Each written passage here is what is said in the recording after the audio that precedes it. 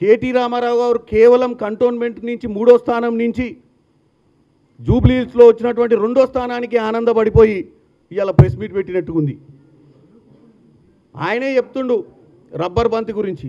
Already rubber బంతిని secretariat నుంచి ఇసిరేస్తే గజ్వేల్ దగ్గర ఫామ్ హౌస్లో పడ్డది.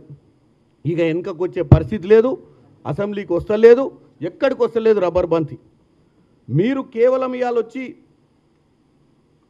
కాంగ్రెస్ పార్టీ విధి విధానాలు ఇప్పటికైనా మార్చుకోమని చెప్తున్నావు. ఇంకేం మార్చుకుంటాం ఆయన మేము మాకేం చేయాలనో మాకు చెప్పాల్సిన అవసరం లేదు. నువ్వు first of all KT Rama Rao గారైనా హరీష్ రావు గారైనా బీఆర్ఎస్ నాయకులకు నాకు ఒక విన్నపం. ఈ రాష్ట్రం 2014లో మొట్టమొదటిసారిగా ప్రభుత్వంలోకి వచ్చిన తర్వాత 10 సంవత్సరాలు మీరు అధికారంలో ఉన్న విషయాన్ని మీరు మర్చిపోతుర్రు. 2 దఫాలుగా మీకు ప్రజలు ఓట్లేసిరు. 2 దఫాలుగా మీరు ఎన్నో విజయాలు సాధించిర్రు ఇదే ప్రజల మన్ననల మేరకు. ఎందుకు? మీ మీద నమ్మకంతో ఆ రోజు మిమ్మల్ని పదే పదే గెలిపించినటువంటి పరిస్థితి తెలంగాణ ప్రజలది.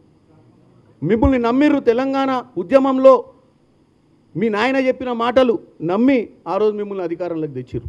మరి 10 ఏళ్లలో మిగులు రాష్ట్రాన్ని అప్పుల రాష్ట్రం చేసిన విషయం తెలంగాణ ప్రజలు గమనించే మిమ్మల్ని 23లో ఓడగొట్టిరు.